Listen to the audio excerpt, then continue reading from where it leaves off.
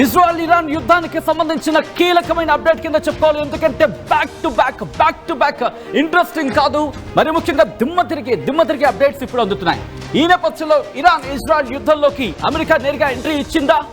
మరి కాసేపట్లోని మూడో ప్రపంచ యుద్ధానికి అమెరికా తెరలేపబోతోందా? రష్యా ఇచ్చిన వార్నింగ్ ని సీరియస్ గా తీసుకుందా? నువ్వెంత అంటూ సింపుల్ గా తీసేసిందా? ఈ నేపథ్యానికి సంబంధించిన పెద్ద ఎత్తున చర్చ జరుగుతోంది. దీనికి సంబంధించిన బిగ్ బ్రేకింగ్ న్యూస్ ముందుకు వచ్చేసిన RTV. Here it is on the screens of RTV. దానికి సంబంధించిన బిగ్ బ్రేకింగ్ న్యూస్ చూస్తున్నారు. ఇజ్రాయెల్ ఇరాన్ యుద్ధంలోకి అమెరికా ఎంటర్ ఇచ్చిందా? ఇరాన్ కి బిగ్ షాక్ ఇచ్చింది అమెరికా. యుద్ధంలోకి అమెరికా ఎంటర్ అయ్యింది. ఈ నేపథ్యంలోని వాషింగ్టన్ డీసీకి సంబంధించి ఇదిగోండి, వాషింగ్టన్ డీసీకి సంబంధించి ఒక ఇంట్రెస్టింగ్ అప్డేట్ మీరు చూస్తున్నారు. ఇరాన్ పైకి దాడికి పక్కా ప్లాన్ సిద్ధం చేసింది టెహ్రాన్. అణుకేంద్రాల లక్ష్యంగా దాడులు చేస్తారని ప్రకటించింది. అమెరికాకి సంబంధించి మంత్రులను రక్షించేందుకు బోయింగ్ E-4 విమానం ఉంటుంది. ఈ నేపథ్యంలో వారం పాటు ఆకాశంలోనే ఉండగల సామర్థ్యం ఈ ఫ్లైట్ కి సొంతం. ఏకధాటిగా 7,000 మైళ్ళ ప్రయాణం చేయగల కెపాసిటీ దీనికి ఉంది. ఇప్పటి వరకు 35 గంటలకు పైగాల్లో ఉంది బోయింగ్. ఈ విమానం అణ్వస్త్ర దాడులను కూడా తట్టుకునే శక్తి దీనికి ఉంది.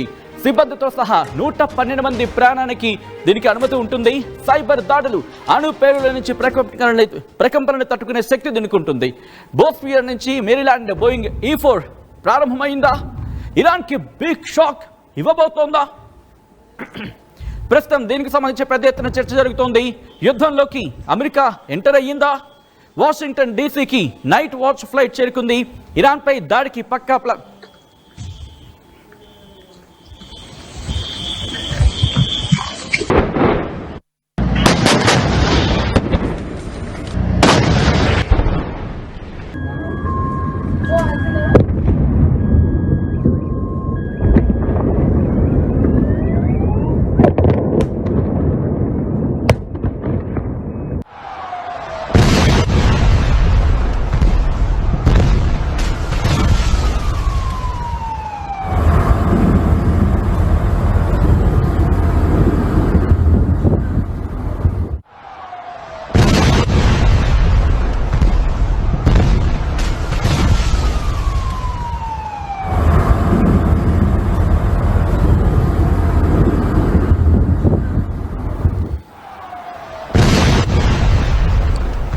ఇరాన్కి బిగ్ షాక్ ఇచ్చింది అమెరికా.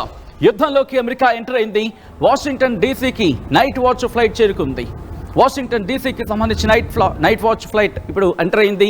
ఇరాన్పై దాడికి పక్కా ప్లాన్తో సిద్ధమైందా? టెహ్రాన్ అణుకేంద్రాల లక్ష్యంగా దాడులు చేస్తారనే ప్రచారం జోరందుకుంది. అమెరికా మంత్రులను రక్షించేందుకు బోయింగ్ E-4 విమానం సిద్ధమైంది. వారం పాటు ఆకాశంలోనే ఉండగల సామర్థ్యం ఈ ఫ్లైట్ సొంతం. ఏకధాటిగా 7,000 మైళ్ళ ప్రయాణం చేయగల కెపాసిటీ దీనికి ఉంది. ఇప్పటి వరకు 35 గంటలకు పైగా గాల్లోనే ఉంది బోయింగ్ E-4 విమానం. అణ్వస్త్ర దాడులను కూడా తట్టుకునే శక్తి ఈ ఫ్లయింగ్ ఫ్లైట్ సొంతం. సిబ్బందితో సహా 112 మంది ప్రయాణానికి అనుమతి ఉంది. సైబర్ దాడులు, అణుపేలుల ప్రకంపనలు తట్టుకోగల శక్తి ఉంది. ఫ్లయింగ్ ఫ్లైట్ సొంతం దీనికి. ఇన్ఫాక్ట్ చెప్పాలంటే బోస్పియర్ నుంచి మేరీలాండ్కి బోయింగ్ E-4 విమానానికి సంబంధించి మీరు చూడొచ్చు. ఇదే ఆ విమానం.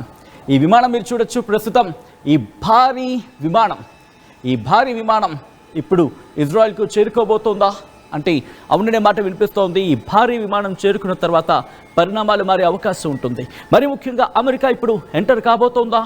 దీనికి సంబంధించి పెద్ద ఎత్తున చర్చ జరుగుతోంది. మరీ ముఖ్యంగా గత కొద్ది రోజులుగా అమెరికా ఎంటర్ అవ్వచ్చు, అమెరికా ఎంటర్ అయిపోతుందనే చర్చ జోరందుకున్న నేపథ్యంలో ప్రస్తుతం జరుగుతున్న పరిణామాలు బట్టి చూస్తూ ఉంటే ఇదే మాట వినిపిస్తోంది. సో ఈ నేపథ్యంలోనే ఇప్పుడు ఈ విమానం ల్యాండ్ అయినట్టుగా తెలుస్తోంది. దానికి సంబంధించిన బ్రేకింగ్ న్యూస్ చూస్తున్నారు.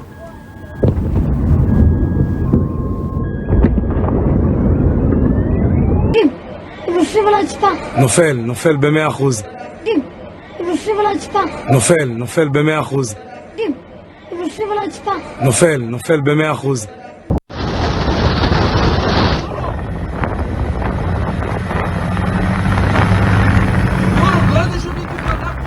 ఇరాన్కు బిగ్ షాక్ ఇచ్చింది అమెరికా. ఇన్ఫాక్ట్ యుద్ధంలోకి ఎంటర్ అయ్యిందా అంటే అవునైన మాట వినిపిస్తోంది.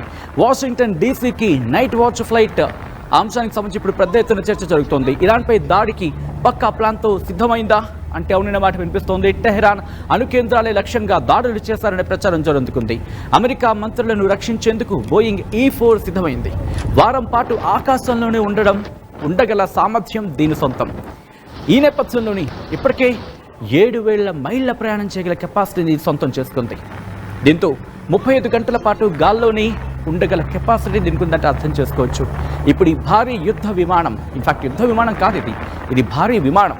ఇప్పుడు ఇది కనుక ఒక విధంగా చెప్పాలంటే యుద్ధ విమానం అన్నా పెద్ద తప్పు లేదేమో. ఎందుకంటే ఇటు అణుబాంబులను కూడా తట్టుకొని నిలబడగల సామర్థ్యం ఉన్న ఈ విమానం కనుక దిగింది అనుకుందాం, సో ఆటోమేటిక్గా యుద్ధంలో దిగినట్టేగా.